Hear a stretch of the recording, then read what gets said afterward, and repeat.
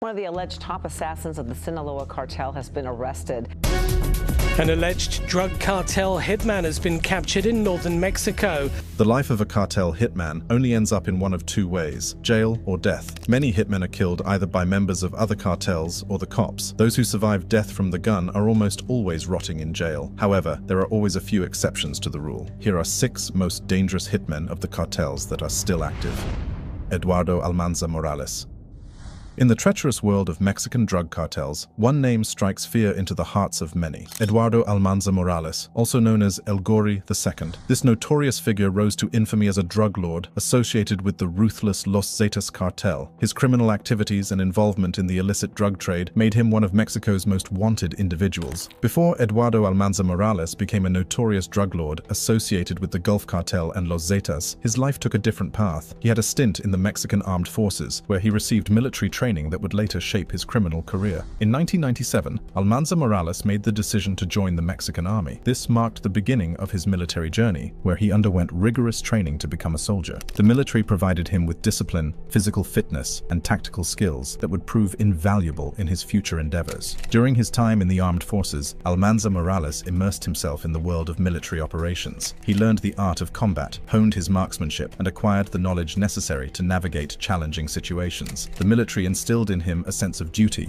loyalty, and the ability to follow orders without question. As the years went by, Almanza Morales climbed the ranks within the military, earning the respect of his superiors and peers. His dedication and commitment to his duties did not go unnoticed, and he became known for his discipline and leadership qualities. However, Almanza Morales' military career came to an end in October 2003. The exact reasons for his departure from the armed forces remain undisclosed, but it marked a turning point in his life. It was during this period of transition that he became entangled in the world of drug trafficking, forging alliances with criminal organizations and embarking on a path of crime and violence. The military training Almanza Morales received played a significant role in shaping his criminal activities. His knowledge of military tactics and operations allowed him to operate with precision and evade law enforcement. He utilized his training to strategize and execute drug smuggling operations, utilizing covert routes and sophisticated methods to transport illegal substances. The transition from a soldier to a drug lord may seem incongruous, but it is a testament to the allure and power of the criminal underworld. Almanza Morales leveraged his military background to establish himself as a formidable force within the drug trade, commanding respect and instilling fear in those who crossed his path. In March 2009, Mexico's Attorney General's office listed Almanza Morales as one of the country's 37 most wanted drug lords. This designation catapulted him into the spotlight, making him a high-profile target for law enforcement agencies. Almanza Morales played a pivotal role in the operations of the Gulf Cartel, a powerful criminal organization known for its involvement in drug trafficking. His primary responsibility was to oversee the smuggling of illegal drugs into Mexico from the neighboring countries of Belize and Guatemala. With his connections and expertise, he became an invaluable asset to the cartel. The Gulf Cartel, known for its violent tactics and territorial disputes, relied on Almanza Morales to ensure a steady flow of narcotics into Mexico. The drugs, including cocaine, marijuana, and methamphetamine, were transported through covert routes and hidden compartments, evading detection by law enforcement. Almanza Morales operated with precision and cunning, navigating the complex web of drug trafficking networks. He coordinated with suppliers, transporters, and distributors to ensure the seamless movement of illicit substances across borders. His involvement in the smuggling operations allowed the Gulf Cartel to maintain its dominance in the drug trade. The lucrative nature of the drug business attracted rival cartels and law enforcement attention. Almanza Morales and his associates faced constant threats from rival factions seeking to seize control of their operations. Violence and bloodshed became an everyday reality as the battle for supremacy intensified. However, Almanza Morales proved to be a formidable adversary. His strategic thinking and ability to adapt to changing circumstances allowed him to stay one step ahead of his enemies. He employed a network of trusted associates and enforcers to protect his interests and eliminate any threats to his operation.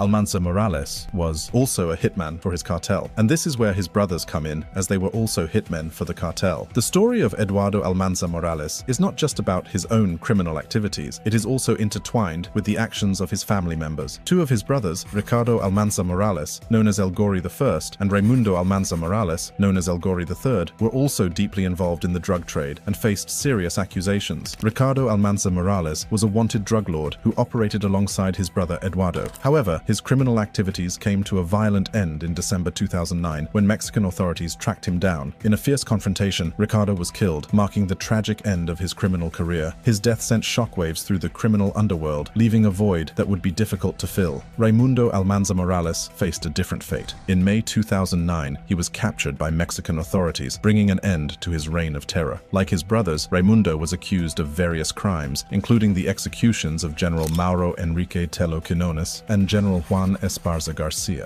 These heinous acts sent shockwaves through the nation, highlighting the extent of the Almanza Morales family's involvement in violence and criminality. The executions of General Telo Quinones and General Esparza Garcia were not isolated incidents. They were part of a larger pattern of violence orchestrated by the Almanza Morales brothers. These acts of brutality were intended to send a chilling message to anyone who dared to challenge their authority or interfere with their criminal operations. The Almanza Morales brothers operated with impunity, instilling fear in their rivals and the communities they controlled. Their actions demonstrated the ruthlessness and brutality that characterized their criminal empire. The execution of high-ranking military officials served as a stark reminder of the power they wielded and the lengths they were willing to go to protect their illicit activities. As the years went by, Almanza Morales solidified his position within the criminal underworld. His reputation as a ruthless drug lord grew, striking fear into the hearts of those who dared to cross his path. The Gulf Cartel's influence expanded under his leadership, and their grip on the drug trade tightened. The authorities, aware of the havoc wreaked by Almanza Morales and his associates, intensified their efforts to bring him to justice. The Mexican government offered a staggering reward of 15 million Mexican pesos for any information leading to his capture. This bounty served as a testament to the severity of his crimes and the urgency to apprehend him. As the hunt for Almanza Morales intensified, the noose began to tighten around him. On the 11th of November 2012, it was reported that Eduardo Almanza Morales was killed in a shootout with Mexican law enforcement in December 2009. At least one report claimed that not much more is known about his death. That has left many to believe that he is still active in the cartel's activities. Oscar No Medina Gonzalez. Oscar No Medina Gonzalez, alias El Panu, was born on the 11th of May 1983 in the Mexican state of Sinaloa. In his early adulthood, he joined the Los Chapitos armed wing of the Sinaloa drug trafficking cartel and became extremely close with Ivan Archibaldo Guzman, son of cartel boss Joaquin El Chapo Guzman. Eventually, after years of working for Ivan, Medina became his right-hand man and the coordinator of all Los Chapitos lieutenants and hitmen supervising drug trafficking, the execution of rival cartel members, and the dismantling of uncooperative businesses. During the capture of Ivan's brother Ovidio Guzman Lopez by the National Guard on the 17th of October 2019, he was arrested along with Guzman Lopez at his home in Culiacan. However, he was quickly freed as authorities couldn't levy any charge against him. On the 4th of April 2023, Medina was added to the Drug Enforcement Administration's most wanted fugitives list, along with Ivan Archibaldo Guzman, after being accused of protecting the export routes of fentanyl, assassinating rivals from other organizations, expanding new drug trafficking territory, and coordinating attacks against the security forces. The DEA offered up to $4 million as a reward for information leading to his capture. So, who exactly are Los Chapitos? The organization was started by Joaquin Guzman Lopez, Ovidio Guzman Lopez, Ivan Archibaldo Guzman Salazar, and Jesus Alfredo Guzman Salazar. These are the four sons of El Chapo who have taken up the mantle of their father's criminal empire. Their criminal activities span from drug trafficking to illegal mining, fishing, and migrant smuggling. They have even become major producers and traffickers of fentanyl and methamphetamine to the United States. These four sons have not only inherited their father's name, but also his criminal legacy. From a young age, they were exposed to the inner workings of the cartel, witnessing the power, wealth, and danger that came with it. Growing up in the shadow of their notorious father, Los Chapitos were groomed to take over the reins of the Sinaloa cartel. They were taught the art of deception, the importance of loyalty, and the ruthlessness required to survive in this cutthroat world. Their father's empire became their playground, and they were destined to leave their mark. As they came of age, Los Chapitos began to assert their authority within the cartel. They proved their worth through acts of violence and strategic decision-making. Their involvement in the criminal underworld became more prominent, and their reputation grew with each passing day. Ovidio Guzman Lopez, in particular, gained attention due to his brazen involvement in the cartel's operations. He became known for his audacity and willingness to confront Mexican security forces head-on. Ovidio's clashes with authorities only solidified his status as a force to be reckoned with, further fueling the legend of Los Chapitos. But Los Chapitos didn't stop at traditional drug trafficking. They recognized the changing dynamics of the drug market and adapted accordingly. They saw the growing demand for synthetic drugs such as fentanyl and methamphetamine and seized the opportunity to expand their operations. Los Chapitos became major producers and traffickers of fentanyl and methamphetamine, flooding the United States with their deadly products. Their ability to adapt to the evolving drug landscape set them apart from their rivals. They understood that to stay on top, they needed to stay one step ahead. Their influence in the synthetic drug trade skyrocketed as they established connections with international suppliers and distributors. They built a network that spanned continents, ensuring a steady flow of drugs into lucrative markets. Los Chapitos had become a force to be reckoned with, leaving a trail of addiction and destruction in their wake, and that is where the services of men such as El Panu are required. Today, Los Chapitos stand at the precipice of power, their empire expanding with each passing day. Their rise to power has been nothing short of extraordinary, as they have carved their own path in the criminal underworld. But the question remains, will they be able to maintain their grip on power, or will their rivals succeed in toppling their empire? Well, with hitmen like El Panu on the loose, they are bound to continue their operations and business expansion without much resistance. Julio Cesar Montero Pinzon.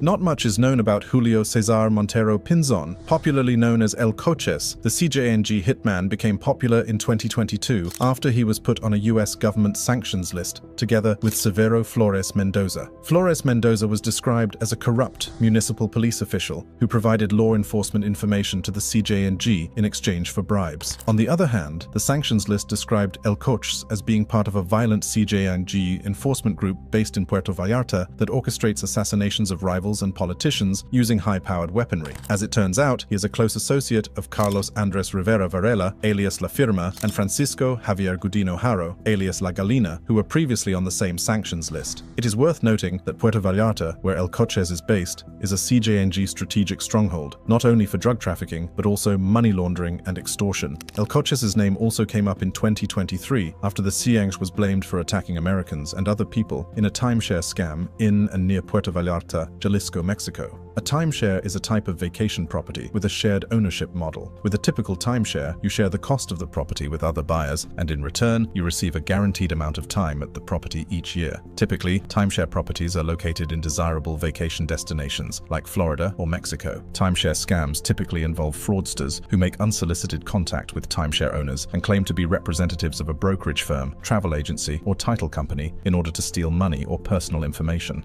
Some scammers promise to pay timeshare owners a significant sum of money for their property, but that never happens. Or they may pretend to be a legitimate company by providing very official-looking documents, including contracts and title paperwork, in an effort to scam timeshare owners. According to the US Department of the Treasury's Office of Foreign Assets Control, the CJNG was using the proceeds from the scam to finance the trafficking of fentanyl and other drugs into the US. This is not the only thing that the CJNG are famous for, as they have a reputation for violence. In 2023, it was in the news for openly threatening government officials in a very bizarre manner. They displayed a chilling message for all to see on a white blanket hanging above a Tijuana road. The message, allegedly signed by the CJNG, targeted the secretary of the municipal government and the head of the Tijuana City Council. It warned them of dire consequences if they continued siding with their rivals, the Sinaloa cartel. "Enough of your preference for your Sinaloa cartel partners. We have you fully located," it read. "Remember that bullets do not bounce off public officials." This brazen act sent shockwaves through the city and served as a grim reminder that no one is safe from the reach of these ruthless criminals. The threat against public officials in Tijuana was not an isolated incident. In fact, it was just the latest in a series of similar threats that have plagued the city in recent months. The mayor of Tijuana herself has been living in a military barracks for the past 4 months, forced to take extreme measures to protect herself and her son from the constant threats of violence. The threats from the CJNG extend beyond public officials. Even popular musical artists have become targets. Peso Pluma, a 24-year-old Mexican singer who has gained worldwide fame, received a chilling message from the CJNG. The cartel warned him to cancel his upcoming concert in Tijuana or face dire consequences. The cartel warned that it would be his last show. Peso Pluma, known for his songs in the controversial narco-corridos genre, which often depict the lives of drug cartels, was forced to make a difficult decision. Fearing for his life, he chose to relocate his concert to Chula Vista, California, just north of the border. With El Coches on the loose, it is entirely possible that CJNG will make its threats a reality. Gonzalo Mendoza Gaitan. In August 2023, 5 friends were abducted by cartel hitmen in the town of Lagos de Moreno, Jalisco. What followed was a twisted display of power and brutality, as one of the men was forced to kill his own friends on camera. The video went viral, drawing national attention and sparking a manhunt for the perpetrators. And at the center of it all was a hitman for the CJN, Gonzalo Mendoza Gaitan, alias El Sapo. It was a quiet summer evening in the town of Lagos de Moreno, located in the state of Jalisco. 5 friends, unaware of the horrors that awaited them, were enjoying a night out together. Little did they know that their lives were about to take a dark and twisted turn. These 5 friends were abducted by cartel hitmen, plunging their families and the entire community into a state of shock and fear. These friends were inseparable, always seen together, laughing and enjoying each other's company. But on that fateful night, their bond would be tested in the most unimaginable way. The hitmen, believed to be members of the notorious Cartel Jalisco Nueva Generacion, CJNG, forced one of the friends to kill his 4 companions. The victims, unarmed and tied up, were at the mercy of their captors. The young man, given only a knife and a rock, was forced to carry out this gruesome task. The psychological torment he must have endured is beyond comprehension. The video, which later went viral on social media, showed the young man hesitating, his hands trembling as he faced the unimaginable choice before him. It was through this video that the families of the missing friends first learned of their tragic fate. The shock and grief that washed over them is indescribable. The psychologically twisted nature of the video drew national attention, capturing the hearts and minds of people across the country. Law enforcement agencies immediately launched an intensive manhunt for the hitmen responsible, determined to bring them to justice. However, the investigation seemed to stall for months, with no substantial updates on the case being released. The families of the victims were left in agonizing uncertainty, desperate for answers. Then, a glimmer of hope emerged. Law enforcement announced that they had found the cell phones of the victims in a property believed to be connected to the crime. This breakthrough reignited the investigation, bringing renewed determination to find those responsible.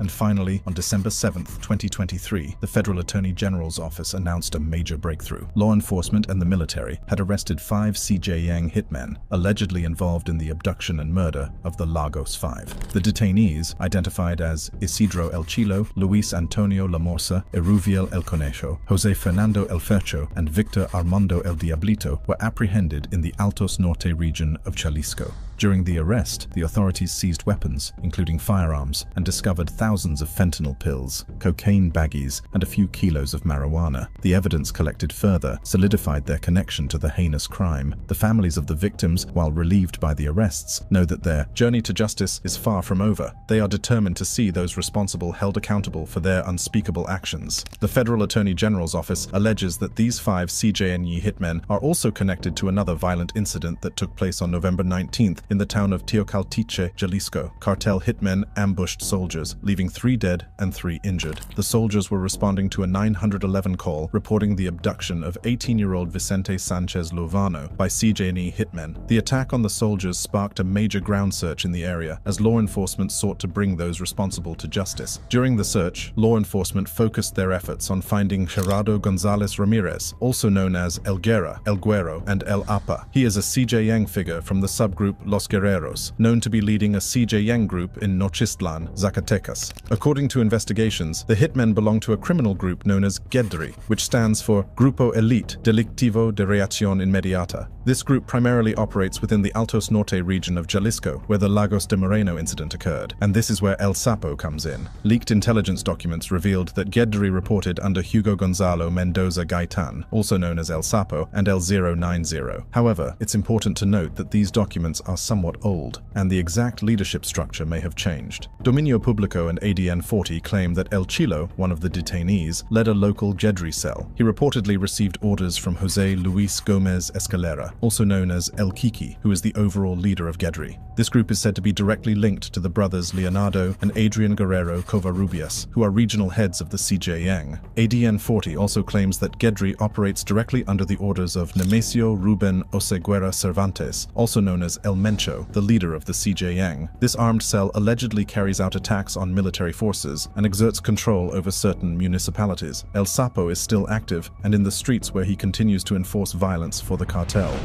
El Mencho. In the poverty-stricken neighborhoods of Mexico, a young boy named Nemesio Ruben Oseguera Cervantes was born into a world of struggle and hardship. Little did anyone know that this boy would grow up to become one of the most feared and powerful drug lords in the world. This is the story of El Mencho.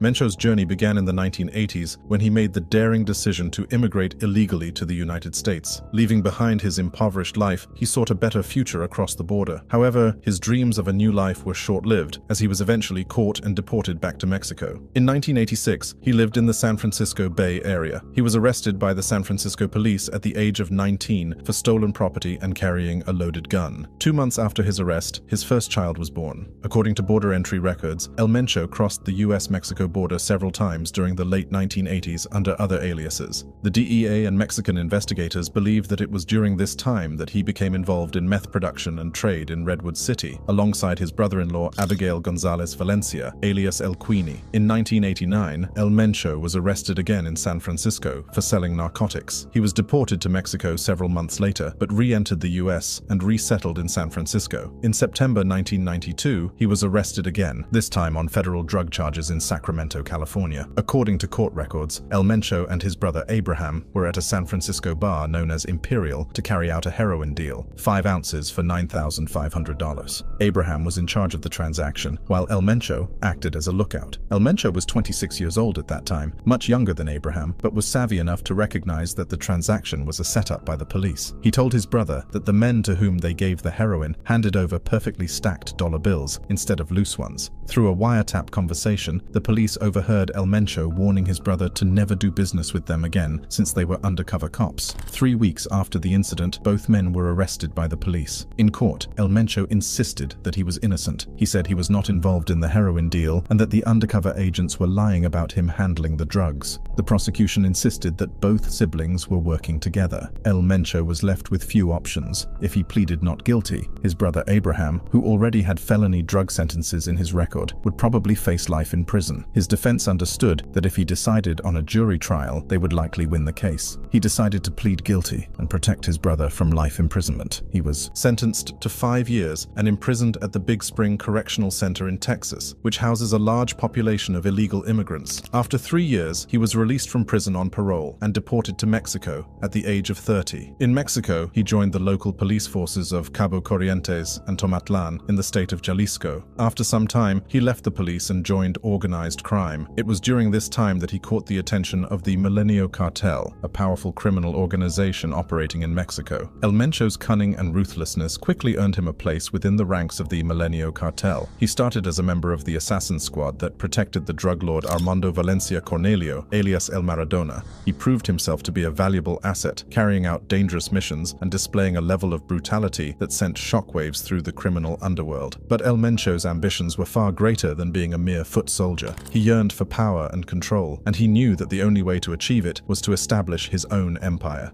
And so, he set out on a path that would forever change the criminal landscape of Mexico. With his experience and knowledge gained from his time with the Milenio Cartel, El Mencho began to lay the foundation for his own criminal organization. He gathered a group of loyal followers, individuals who were willing to do whatever it took to achieve their goals. And thus, the Jalisco New Generation Cartel, or CJN, was born. El Mencho's vision was clear: to create a criminal empire that would surpass all others. He knew that in order to achieve this, he would have to be more aggressive and ruthless than his rivals. El Mencho's leadership style was marked by a level of brutality that was unheard of. He was not afraid to shed blood, eliminating anyone who stood in his way. His acts of violence were so shocking that they sent a clear message to both rival criminal groups and Mexican security forces. El Mencho was a force to be reckoned with. As the CJN grew in power and influence, El Mencho's reputation as a formidable leader spread like wildfire. His involvement in global drug trafficking operations, particularly in cocaine and methamphetamine, made him a force to be reckoned with on an international scale.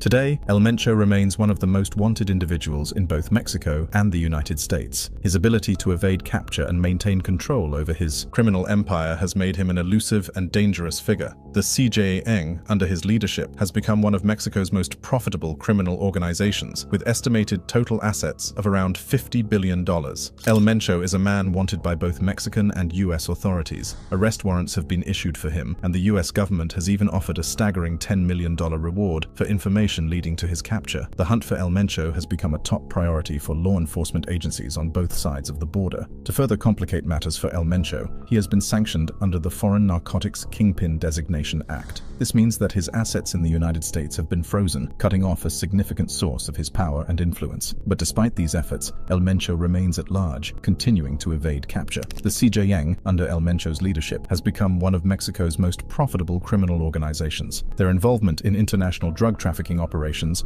particularly in cocaine and methamphetamine, has allowed them to amass immense wealth and power. The CJN's reach extends far beyond Mexico's borders, making them a global threat. Law enforcement agencies have not taken the CJN's rise to power lightly. They have launched concerted efforts to disrupt the cartel's operations and finances. However, the challenges they face are immense. El Mencho's cunning and ability to adapt have made him a formidable opponent. One of the key challenges in capturing El Mencho lies in his ability to hide in the rural areas of Jalisco, Michoacán, Nayarit, and Colima. These regions provide him with a network of support, guarded by mercenaries with military training. They act as a shield, making it incredibly difficult for law enforcement to track him down. Another obstacle faced by authorities is the loyalty of El Mencho's followers. The CJNG has a reputation for its fierce loyalty to its leader, and this loyalty extends even in the face of intense law enforcement pressure. El Mencho's ability to inspire and command the loyalty of his followers has allowed him to maintain his position of power. Despite the challenges, law enforcement agencies are determined to bring El Mencho to justice. They have intensified their efforts, working tirelessly to dismantle the CJNG and disrupt its operations. The collaboration between Mexican and US authorities has been crucial in this fight against organized crime.